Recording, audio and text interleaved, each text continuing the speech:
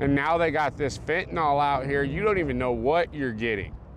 If anything isn't a deterrent into staying sober, that right there is, because it doesn't matter whether you're doing meth or you're doing coke or you're doing heroin, all of those things, they can mix fentanyl right up into it and you don't even know you're doing it until it's too late. What's your name? My name is Robert David Bilodeau. What is that again? Robert David Bilodeau. I'm originally from New Orleans, Louisiana, and my name is about as Cajun as it comes. How long you been out here on the streets for, brother?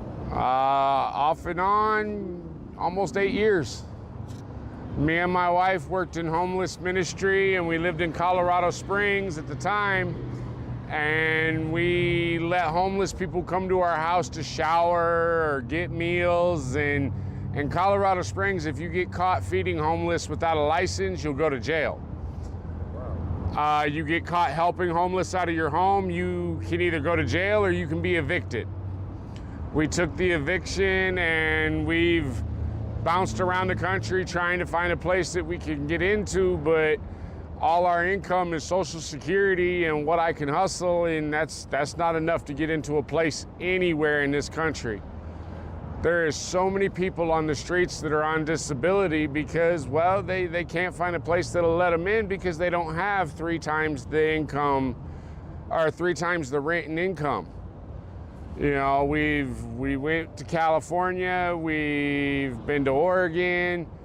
In Oregon, we had found a little mother-in-law cottage that we started renting from a guy, and then the Alameda fires came through and took everything then. Red Cross refused to help me basically because, well, I don't look like what they want to put on their flyers.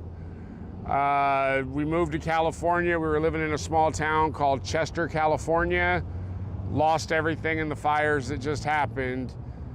Came to Arizona because I have family here that said, come on down. And once I got here, I seen that they were on methamphetamine, and I would rather be homeless living in my vehicle than around meth. I'm 14 years clean and sober, and I don't regret getting sober 1 minute.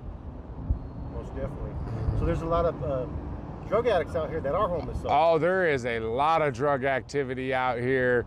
All you got to do is wait till about 10:30, 11 o'clock at night and just drive around Tucson. There's an old song back in the 80s, The Freaks Come Out at Night. That's what it looked like. What are some of the crazy experiences that you've seen out here in the streets? I've had people try to climb on my truck while we're asleep in it, to the point where I got to pull a machete out of my vehicle, and I'm already 6'7", 290 pounds, so you would think they would back away from that. But in a meth-induced state, that's not the case. It's not until you scare them that they want to leave you alone. I've seen women trying to sell their children for their next fix into prostitution. I've seen dads, you know, beating the crap out of their kids and stuff because they're so high they don't realize what they're doing. You know, I've seen people sit on a curb just like this and just shoot up right in front of God and everybody, and then just start passing out, nodding out on that heroin. And now they got this fentanyl out here. You don't even know what you're getting.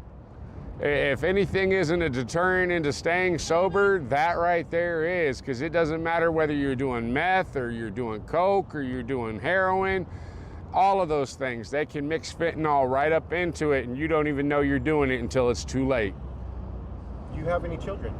I have 7. 7 children. I have 7 kids that live with other people. I have a daughter who's 14 that lives in Tennessee, and if you notice, my clean date's 14 years and my daughter's 14 years old.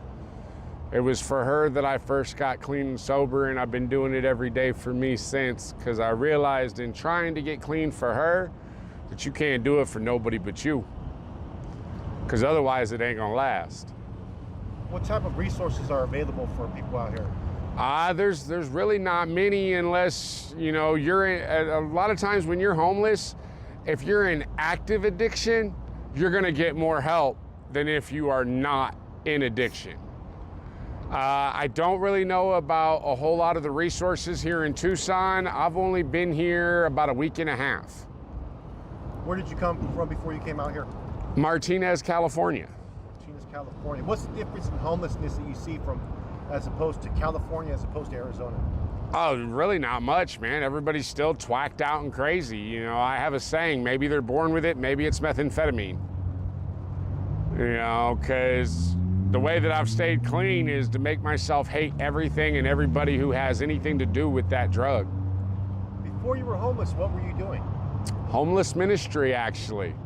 Me and my wife worked through the Methodist Church. We were members of the Prairie Methodist Church. That's the area that we were in. We worked within Kansas, Colorado, Oklahoma, New Mexico. When there was natural catastrophes or, you know, something happens and a bunch of people are out of a place to live, we would load up and go.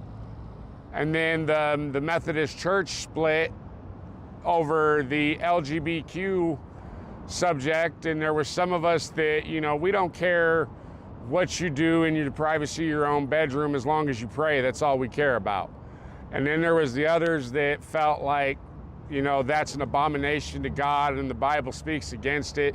I've never read that verse or chapter that really speaks against it. It says not to do it, but, you know, it also says not to do a lot of things. You know, but we've realized that with being pretty much backs turned on us by the church and backs turned on us by the world, that standing in a garage doesn't make you a Porsche no more than going to church makes you a Christian. It's the deeds of your heart that actually mean most to a person. You know, when you walked up on me, I was holding a sign on a corner, and, you know, people pull by me all the time and they tell me, I don't have money, but I can pray for you. And I tell them, that prayer means more to me than any amount of money. So what's your plans from here? Honestly, I'd like to try to find somebody to trade my 2001 Yukon for a box truck so I can start using the Citizenshipper app and start making enough money that I can get us a home. Because Social Security does not pay enough to get a home anywhere. So you collect Social Security? Yes, sir. I get SSI.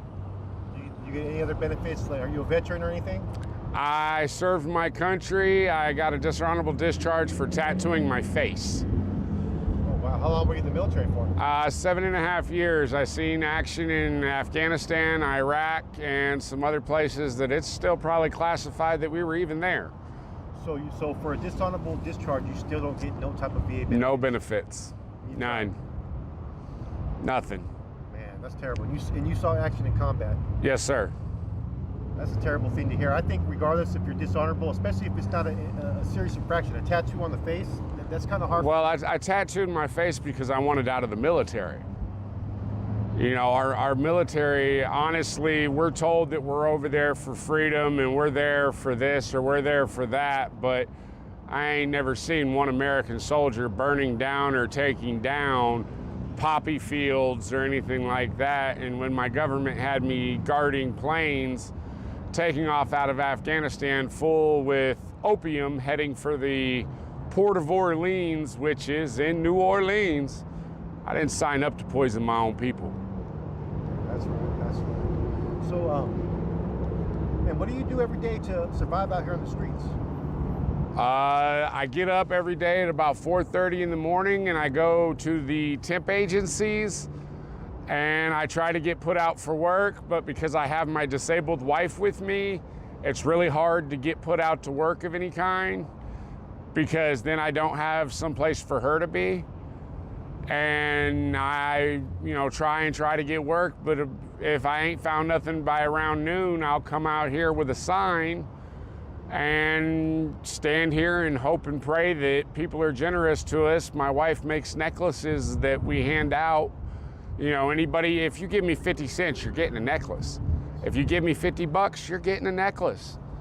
You know, and we just try to do right by people. When we're done for the day, if we have enough extra, we'll probably go to like the 99-cent store, grab a couple loaves of bread, a couple jars of peanut butter and some jelly and go make a bunch of sandwiches and hand them out places at the parks where we see homeless at. That's awesome. Because even though we're homeless, how are we going to be How are we going to receive our blessing if we're not a blessing to someone else? How is that on the streets? Do homeless people actually take care of each other, or is there more conflict out here? It's about 50-50, man, because you got some that we stick together and, you know, we look out for each other. But then you got those that sometimes they might be in that active addiction and they're paranoid and they think that you're out to hurt them when all you're really trying to do is give them a peanut butter sandwich and smoke a blunt with them. So let me ask you another question. Like the restroom situation. I mean, how do you shower? How do you use the restroom? How do I shower? I go to the truck stop, and 90% of the time I can explain to the truck drivers that are coming through, I'll explain our situation to them that, you know, we're homeless, but I ain't trying to be funky. And when they fill up, they get a free shower ticket. When they completely fill their tank, they get a free shower ticket. And if they're not too busy to use it right now, a lot of times you can ask the drivers, hey man, can you just hook me up with a shower? And they'll go ahead and do it, you know, and you got 30 minutes to go in there and scrub up. That's the same time that usually we do some laundry in a bucket while we're in there. What's the worst thing that you witnessed out here in the streets all these years? I witnessed a cop killing another homeless person. And that was in Colorado, and I was scared to speak up at the time, and that was like 4 or 5 years ago, but I really wish I would have. But at the time, I was afraid of what they would have done to me and my wife. Explain. Cops are, you got good cops, you got bad cops. You know, and I'm not saying every cop is bad, but when it comes to homeless, a lot of times they think the worst of us. They think we're junkies and thieves and this and that and the other thing. And so when they approach us and they deal with us, all you get is that attitude to begin with.